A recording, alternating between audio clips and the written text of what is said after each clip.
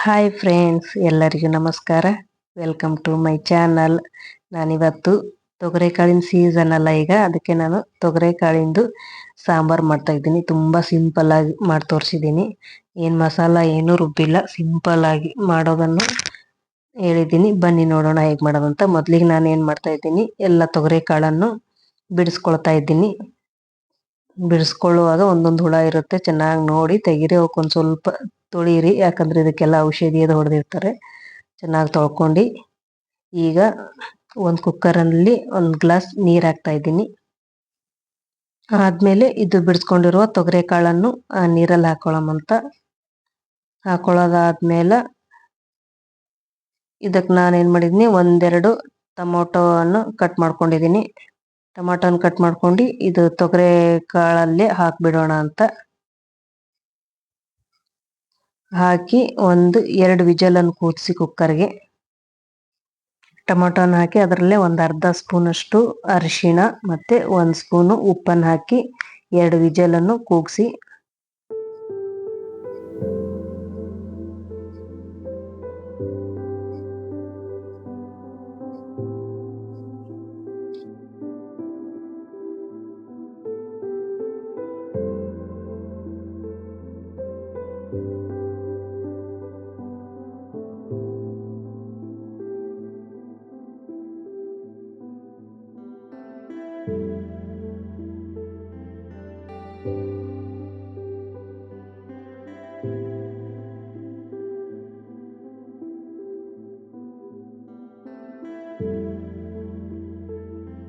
Cooker whistle ಬರತ್ತನ ನಾವೇನು ಮಾಡಮಂದ್ರೆ ಇಲ್ಲಿ ಒಂದು 5ರಿಂದ 6 ಹಸಿಮೆಣಸಿನ್ಕಾಯಿ ತೊಗೊಂಡಿದ್ದೀನಿ. ಸ್ವಲ್ಪ ಬೆಳ್ಳುಳ್ಳಿ ತೊಗೊಂಡಿನಿ, 2 ಬೆಳ್ಳುಳ್ಳಿ ಮತ್ತು ಒಂದು ಸ್ವಲ್ಪ ಜೀರಿಗೆ, ಒಂದು ಅರ್ಧ ಚಮಚದಷ್ಟು ಜೀರಿಗೆ ತೊಗೊಂಡು ಏನು ಮಾಡೀನಿ, ಎಲ್ಲ ಹುರ್ಕೊಂಡಿನಿ. ಒಂದು ಸ್ವಲ್ಪ ಎಣ್ಣೆ ಹಾಕಿ ಹುರ್ಕೊಳ್ಳೋಮಂತ. ಒಂದು ಅರ್ಧ ನಿಮಿಷ 30 ಸೆಕೆಂಡ್ ಹುರ್ಕೊಂಡ್ರೆ ಸಾಕು. ಇದನ್ನು ಹುರ್ಕೊಂಡು ಇದನ್ನು ಏನು ಮಾಡಮಿ, ಕುಟಾಣಿಯಲ್ಲಿ ಕುಟ್ಕೊಳ್ಳೋಣ ಅಂತ. ಇದನ್ನು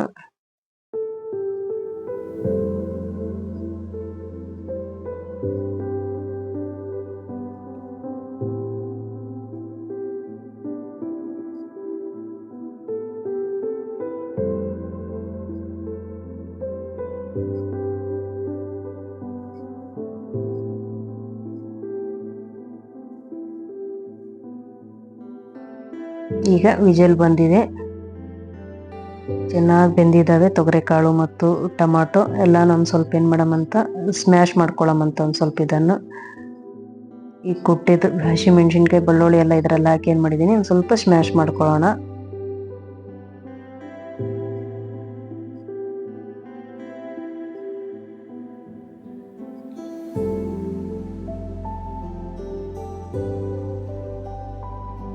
ಇದನ್ನೆಲ್ಲ ಸ್ಮ್ಯಾಶ್ ಮಾಡ್ಕೊಳ್ಳೋದಾಗ ನಿಮ್ಗೆ ಎಷ್ಟು ತಿಳಿಬೇಕು ಅಷ್ಟು ನೀರು ಹಾಕೊಳ್ಳಿ. ಅದರಲ್ಲಿ ನೀರು ಹಾಕೊಂಡು ಒಂದು 5 ನಿಮಿಷ ಕುದಿಯೋ ತನಕ ಇಲ್ಲಿ ನಾವು ಒಗ್ಗರಣೆ ಹಾಕೊಳ್ಳೋಣ ಅಂತ. ಕೊನೆಯದಾಗಿ ಒಗ್ಗರಣೆ ಹಾಕಕ್ಕೆ ಏನು ಮಾಡೀನಿ ಅಂದ್ರೆ, 1-2 ಸ್ಪೂನಷ್ಟು ಎಣ್ಣೆ ತೊಗೊಂಡಿದ್ದೀನಿ. ಎಣ್ಣೆಗೆ ಒಂದು ಸ್ವಲ್ಪ ಸಾಸಿವೆ ಮತ್ತು ಇಂಗು,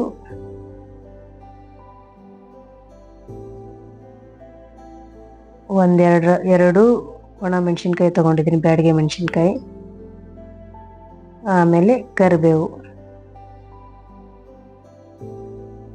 ಒಗ್ಗರಣೆ ಆದಮೇಲೆ ಇದನ್ನು ಸಾಂಬಾರಲ್ಲಿ ಹಾಕಿದ್ರೆ, ಕೊನೆಯಲ್ಲಿ ಒಂದು ಸ್ವಲ್ಪ ಒಂಚೂರು ಬೆಲ್ಲ ಹಾಕಿದ್ರೆ ಸಾಂಬಾರು ರೆಡಿ. ಮಾಡಿ ನೋಡಿ, ತುಂಬ ಇಷ್ಟ ಆಗುತ್ತೆ ನಿಮಗೆ. ಮಾಡಿ ನೋಡಿ ಒಂದ್ಸಲಿ. ಅನ್ನದ ಜೊತೆ, ಚಪಾತಿ ಜೊತೆ ತುಂಬ ಚೆನ್ನಾಗಿರುತ್ತೆ.